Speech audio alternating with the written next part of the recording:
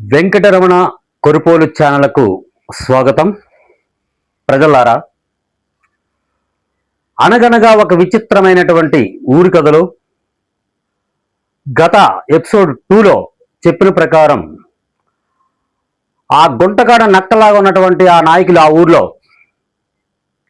ఆ కథలో ఏ విధంగా స్థిరపడ్డారు అనేటువంటి విషయాన్ని మనం గత వీడియోలో ఎపిసోడ్ 3కి అనగనగా ఒక విచిత్రమైన ఊరి కథ ఎపిసోడ్ 3కి వచ్చాం. అయితే ప్రజలారా, నేను ఇక్కడ చెప్పదలుచుకున్న విషయం ఏంటంటే, ఒక కథ ఒక సమాజానికి మేలుకొల్పేలా ఉండాలి, ఒక దేశానికి మేలుకొల్పేలా ఉండాలి. ఎందుకంటే అహోరాత్రులు 24 గంటలు ఒక సైనికుడు మనల్ని కాపాడడానికి తన ప్రాణాలను సైతం ధారపోసి మన దేశాన్ని రక్షిస్తున్నాడు. ఒక శ్రామికుడు ఉదయం అనక రాత్రి అనక ఎండనక వాననక కష్టపడితే 500 తెచ్చుకొని తన కుటుంబాన్ని పోషించుకోలేక నానా ఇబ్బందులు పడుతున్నాడు. ఒక ఉద్యోగి, నిజాయితీగా పనిచేసిన ఉద్యోగి తన పిల్లల్ని కుటుంబాన్ని పోషించుకోవడానికి ఇబ్బంది పడుతున్నారు. ఇలా అనేకమైనటువంటి నిజాయితీ పరుల కలయికే దేశం. ఈ దేశంలో ఉన్నటువంటి మేలుకొల్పడానికి కానీ, మన ఊర్లో ఉన్నటువంటి ఇలాంటి గుంటకాడు నక్కల లాంటి వాళ్ళని మనం పరిశీలించినట్లయితే మనం ఒక్కసారి యువతంతా కూడా ఆలోచించాలని నా యొక్క మనవి. అయితే గత ఎపిసోడ్లో ఉన్నటువంటి అనగనగా ఒక విచిత్రమైనటువంటి కథలో గతంలో పోస్ట్ ఆఫీస్ డిపాజిట్లను ఎలా మళ్లించాడంటే, ఒక నాయకుడు అమాయకులైన కొంతమంది ప్రజలు ఫిక్స్డ్ డిపాజిట్ కోసం 8 సంవత్సరాల ఫిక్స్డ్ డిపాజిట్ కోసం పోస్ట్ ఆఫీస్కి వెళ్తే పోస్ట్ ఆఫీస్ ఇచ్చే వడ్డీ నేనే ఇస్తానని చెప్పి సుమారుగా కొన్ని లక్షల రూపాయలను ఒక్కొక్కరికి ప్రామిసరీ నోట్లు రాసి ఇచ్చి సంవత్సరానికి, అంటే సుమారు 8 సంవత్సరాలకి 1000 రూపాయలకి దాని యొక్క విలువ 50 పైసలు పడితే వడ్డీకి తీసుకొని 7 రూపాయలకు అదే మండలంలో ఉన్న తోపుడు బళ్ళు వారికి, కిరాణా షాపుల వారికి, అత్యవసరమైనటువంటి వ్యాపారులకు 1000 రూపాయలకి యావరేజ్గా 50 పైసలకి ఆ పోస్ట్ ఆఫీసులో వేసిన డబ్బులు వీడు తీసుకొని 7 రూపాయలకి వడ్డీకి అదే మండలంలో ఇచ్చి సుమారుగా 6.5 రూపాయల లాభంతో అనంత కాలంలోనే కోటీశ్వరుడిగా మారాడు. ఈ విధంగానే మోసం చేసి కోటీశ్వరుడయ్యాడు. అది ఇతని యొక్క జీవితం మలుపు. ఇంక రెండో నాయకుడు 3 ఎకరాల భూమిని ఎలాగైనా వారసత్వంగా వస్తున్నటువంటి వారసులు, నిజమైన వారసులు ఉన్నప్పటికీ తప్పుడు డాక్యుమెంట్లు సృష్టించి రెవెన్యూ లుసుకులను గుర్తించి సుమారుగా నిజమైన వారసులు దక్కకుండా రాయించుకొని పంచాయతీ పరిధిలో ఉన్నటువంటి అసైన్ భూములను రాయించుకొని పై అనేకమైనటువంటి లొసుగులను ఎలాగైనా చేసుకొని ఆ విధంగా వాళ్ళిద్దరూ కూడా స్థిరపడ్డారు ఒకే రకంగా. అప్పుడు ప్రజలారా, వీరి కన్ను ఇది అదునుగా చూసుకొని కొన్ని అంశాలపై పడింది. అదే వీళ్ళిద్దరు జీవితంలో స్థిరపడడానికి, ఆ ఊర్లో స్థిరపడడానికి కారకులు. ఇద్దరు ఒకేలాంటి ఆలోచనతో ఉన్నారు కాబట్టి, ఇద్దరు యొక్క వ్యూహాలు ఒకేలా పనిచేస్తున్నాయి కాబట్టి, అప్పుడు పంచాయతీ పరిధిలో ఉన్న 29 శాఖల అధికారులను మన గుప్పిట్లో పెట్టుకున్నట్లయితే మొత్తం దోచేయచ్చని, అలా ఏమైనా చేయొచ్చని వాళ్ళకొక మెరుపు లాంటి ఆలోచన వచ్చింది వాళ్ళిద్దరికి.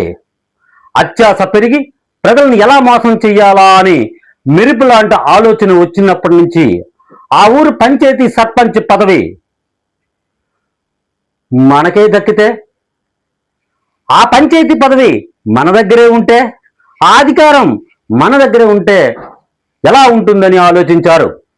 అదే ఆ ఊరు పంచాయతీ సర్పంచ్ పదవిని అడ్డం పెట్టుకొని వాళ్ళ మధ్య తగువులు పెట్టి ప్రజల్ని మనమే తీర్పులు చెప్పి, మనమే తగువులు పెట్టి వాళ్ళ దగ్గర డబ్బుని ఎలా దోచేయాలా అని అనుకున్నారు. అయితే వాళ్ళు దోచేయడానికి ఒక తొట్టి గ్యాంగ్ కావాలి కాబట్టి వాళ్ళు చెప్పిందల్లా తల ఊపడానికి ఒక తొట్టి గ్యాంగ్ తయారు చేశారు. వాళ్ళు ఏం చేయాలంటే, వాళ్ళ మధ్యలో తగులు పెట్టినటువంటి వాళ్ళకి అబద్ధాలను నిజాలు చెప్పాలంటే వీళ్ళు ఇన్ఫార్మర్లుగా తయారయ్యారు. అప్పుడు ఏం చేశారంటే నిజాలే అన్నట్టు ఆ తొట్టి గ్యాంగు తయారు చేయించి ప్రజలను విడగొట్టి కొట్టుకోవాలి. ఆ కొట్టుకుంటేనే తప్ప రెండు వర్గాలు విభజించడం అవ్వదు. ఆ కొట్టుకున్నటువంటి వ్యక్తులు ఎప్పుడు కూడా మాట్లాడుకోరు. అది అదినిగా చూసుకొని వీళ్ళు ఏం చేశారంటే గొడవలతో వాళ్ళని కొట్టుకునేటట్లు చేశారు. ప్రజల మధ్య ఐక్యతను దెబ్బకొట్టారు. వీళ్ళ ప్రజలు రెండు ఊర్ల మధ్య ఉన్నటువంటి ఆ ఊర్లో ఉన్న ప్రజల యొక్క దృష్టి మళ్లించి వాళ్ళు ఇక్కడే ఒక అద్భుతమైన ప్రణాళిక వేశారు.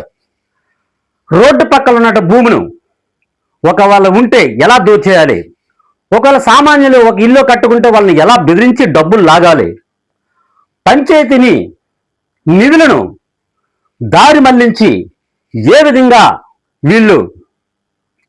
వీళ్ళు కోటీశ్వరులుగా మారారు. ఈ ఇద్దరు నాయకుల్లో ఒక నాయకుడు కనీసం 12,000 కూడా అతని జీతం కాదు, కానీ ఆదాయాన్ని మించిన ఆస్తులు సంపాదించాడంటే మన రెండు ఊర్ల ప్రజల్ని గొర్రెలు చేశాడని మనకి ఈ కథలో తెలుస్తుంది. అంటే మన ఊరంటే ఈ ఊర్లో ఉన్నటువంటి అనగనగా ఒక ఊరి కథలో. అలాగే ఇంకొక నాయకుడు కనీసం ఇటు ఎక్కడ పనులకు వెళ్ళడు, కానీ కుటుంబానికి ఏ విధంగా అతను ఉన్నత స్థానంలో తీర్చిదిద్దాడు అంటే ప్రజల మధ్య యొక్క తగువులే అతని ఆస్తి. ప్రజలు కొట్టుకుంటే వీళ్ళకి ఆనందం. వీళ్ళు అద్భుతమైన ప్రణాళిక చేశారు ప్రజలారా. అది ఎలాగో చెప్తాను చూడండి. మీకు ఇక్కడే వాళ్ళ ఇద్దరి యొక్క మనకి చక్కనైనటువంటి ప్రణాళిక వేశారు. ఒకటి, ప్రజలను విడగొట్టాలి. రెండు, వాళ్ళు మాట్లాడకుండా చేయాలి. మూడు, ఎవరైనా నిజాయితీపరుడు కానీ ఎదిరిస్తే మండల స్థాయిలో ఉన్నటువంటి అధికారులను వాళ్ళు ఒకవేళ ఆఫీస్కి వెళ్ళినట్లయితే వెంటనే ఇన్ఫర్మేషన్ వస్తుంది. ఇన్ఫర్మేషన్ వచ్చి ఈ రెండు పార్టీల మధ్య ఉన్నటువంటి నిజాయితీ పరుణ్ణి ఈ మండల స్థాయిలో ఇంకొక వర్గంతో చేతులు కలిపి అందరినీ ఒక్కొక్కరు కొనుక్కొని వచ్చి వీడు పిచ్చి కుక్కలాగా తిరగడమే తప్ప ఈ 30 సంవత్సరాల నుంచి ఒక నిజాయితీ పరుడు కూడా ఆ పంచాయతీలో గెలవనివ్వకుండా, ఆ ఊరిలో గెలవనివ్వకుండా చేశారు. అదే ఒక విచిత్రమైన ఊరు కదా. ఇంకా ఏదైనా వీళ్ళు ప్రణాళిక వేశారు అంటే ముందు వెధవన చేయాలంటే ముందు వీళ్ళిద్దరూ ఆలోచన చేయాలి. వీళ్ళిద్దరూ ఆలోచన చేసినాకే అనుచరుల ద్వారా ఇంప్లిమెంట్ చేస్తూ ఒక్కడ కూడా 30 సంవత్సరాల్లో ప్రశ్నించకుండా చేశారు. అలా ఆ అనుచరుల్ని వీళ్ళు తెలివైన వాళ్ళు కాదు, వీళ్ళు బలమైన వాళ్ళు కాదు, కానీ వీళ్ళ కింద ఉన్న అనుచరులు మాత్రమే చాలా తెలివైన వాళ్ళు. ఎందుకంటే వాళ్ళు ఏం చెప్పినా వాళ్ళ బుర్రలను హైజాక్ చేశారు. వాళ్ళు ఏం చెప్పితే అదే పకడ్బందీగా చేయగలిగేటువంటి ఒక 5-6 అనుచరులు మాత్రమే రెండు ఊర్లు మొత్తాన్ని తయారు చేశారు. వాళ్ళు ఏం చెప్పినా పాపం ఈ అనుచరులకు కూడా తెలియదు వాళ్ళు ఏం చెప్తున్నారో, వాళ్ళ వ్యూహాలు ఏంటి, వాళ్ళు దేనికని. తగువైతే ఈ కనీసం 5,000 లేని బయటికి రాడు ఒక నాయకుడు. కనీసం ఏ తగువైనా మేధ నుంచి మండల స్థాయి నుంచి నరికొస్తాడు ఒక నాయకుడు. ఇంకా నిజాయితీ పరుడుకు దక్కింది శ్రమే తప్ప వాడు ఇప్పుడు గెలవలేడు. ఇలా పద్మవ్యూహాన్ని పన్ని 30 సంవత్సరాల నుంచి అనగనగా ఒక విచిత్రమైన ఊరు కథలో వాళ్ళిద్దరూ ఆడుకున్నారు. ఇంకా మరికొన్ని అంశాల్లో వీళ్ళు ఢిల్లీకి ఏ విధంగా వెళ్ళింది వీళ్ళ పంచాయతీ, హైకోర్టులో ఏ విధంగా వెళ్ళిందో మరో ఎపిసోడ్లో అనగనగా ఒక విచిత్రమైన ఊరు కథలో మళ్ళీ కలుద్దాం. జై హింద్.